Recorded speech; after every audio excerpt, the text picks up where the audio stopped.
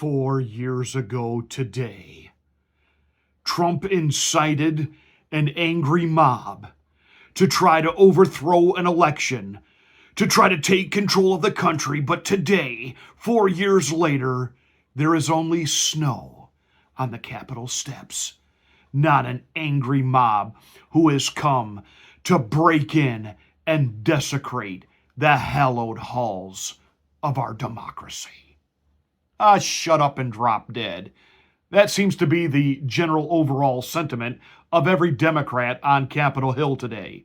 But in reality, final victory was sealed as Donald Trump had his election certified, received his 312 electoral votes, and the rescue can't come fast enough.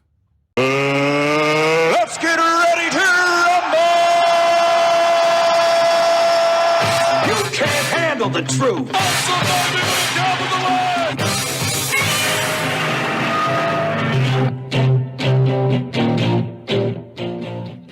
Hi, I'm Pastor Marty. Welcome to the Afternoon Drive. Make sure that you are subscribed to the channel. Once you are, smack the bell, click the word all. That will give you notification of my rants, my ravings, my undeniably flawless reasonings. Please like and share this video. Thank you so much for watching and being a part of the Afternoon Drive.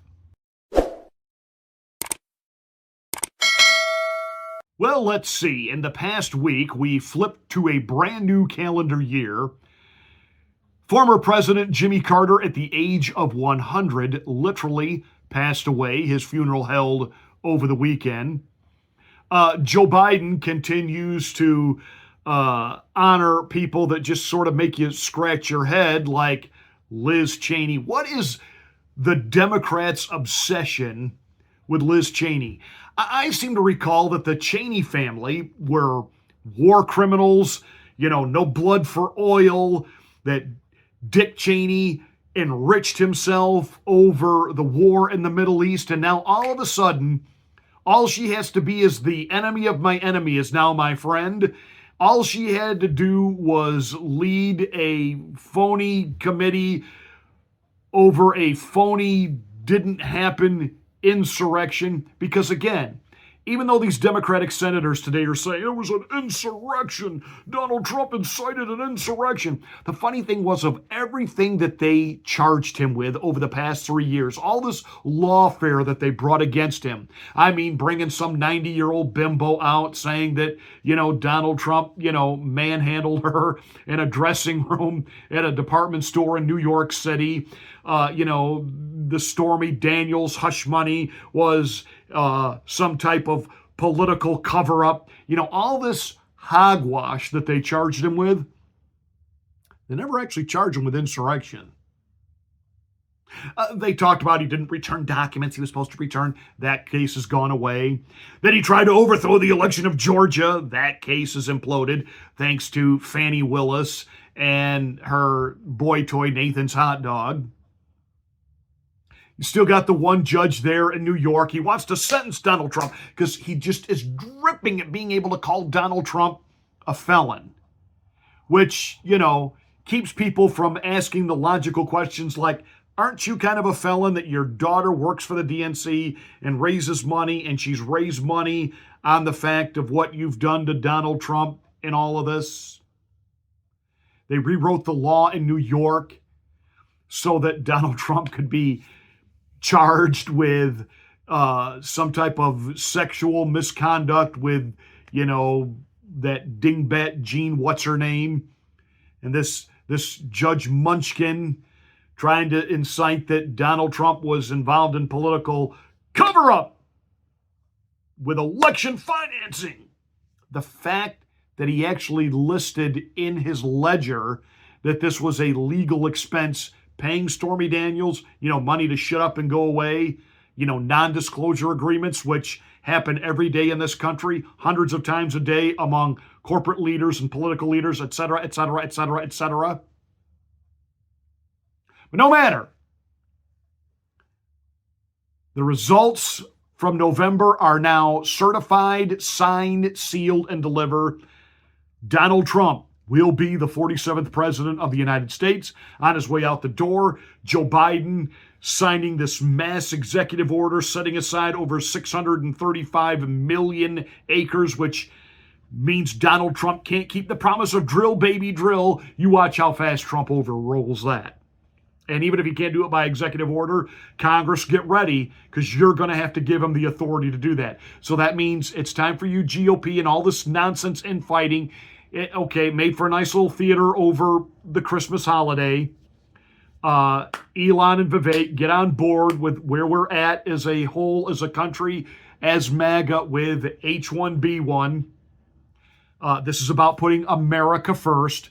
We're going to get the border secure, and we're going to start seeing prices come down. So we've got to get on board in this first 100 days with the Trump agenda. This has got to be the fastest in history of a president's agenda getting passed, approved, and rolling, because it is that desperate for the American people, for America to feel relief immediately. And on top of all of this, the cherry on the sundae, the proof that the gift of Donald Trump just keeps giving, Justin Trudeau, the dictator fascist of Canada, stepped down today. I stepped down, talking about that he's a distraction and he wants the Liberal Party of Canada to have a robust search for their next leader. Unlike what the Democrats didn't give their supporters. You got James Carville out there now having this epiphany. It's the economy, stupid. James, I tried to tell you that 2 months ago. You want to hear it. You want to make everything about Trump, Trump, Trump, Trump, Trump. Now, all of a sudden, at age 80, you've had this epiphany. We made this election too much about Donald Trump, and we ignored the fact that 75% of the electorate was telling us the country was on the wrong track and we need to do something different. Well, Shazam, Batman, I would think even an inbred like you from the swamps of Louisiana could have figured that out without having it spelled out in crayon after the election was over. Everybody knew that the country was on the wrong track. And when Kamala said on The View she would have done nothing different than Joe Biden, she sealed her fate, when in reality it was sealed before that, because there was never any move or momentum for Kamala except among the progressives, who might have stayed home and sat out that election if Joe Biden was still on the ticket, but they came out, but it wasn't enough to overcome the too big to rig election of 2024. And there you have it. Donald Trump, 47th President of the United States. I will be taking the day off on Inauguration Day just to watch the festivities. It's amazing. It's awesome. Here it comes, and it can't come soon enough. And now Justin Trudeau is stepping down. He talked about how much he is a fighter, and Canada, you know that I love to fight for you. Yeah, let's see, what was it you fought? Oh yeah, truck drivers. Truck drivers protesting mandates, who are alone in their trucks by themselves, and they moved to make their voices heard. And what did you do? You locked them out of their bank accounts, and you put people in prison that tried to bring them food and fuel. You had their trucks towed away, and you made them criminals in your country. You arrested pastors. There are videos on YouTube, if they haven't been wormholed by now, of pastors being dragged out of their pulpits by Canadian authorities over the COVID mandates. You are a fascist, a tyrant. You even had internment camps for the unvaccinated and the infected. Not to mention you partied in blackface. That's Justin Trudeau. That's the so-called Canadian version of Gavin Newsom. And he's done. He got trolled and rolled by Donald Trump when he went down to Mar-a-Lago hoping to kiss the ring and get Trump to reconsider tariffs. The economy of Canada is in shambles, and it's about to absolutely blow up. And, Trump may not have been kidding when he said, all right, Canada, maybe it's time for you to just come on board and be the 51st state. I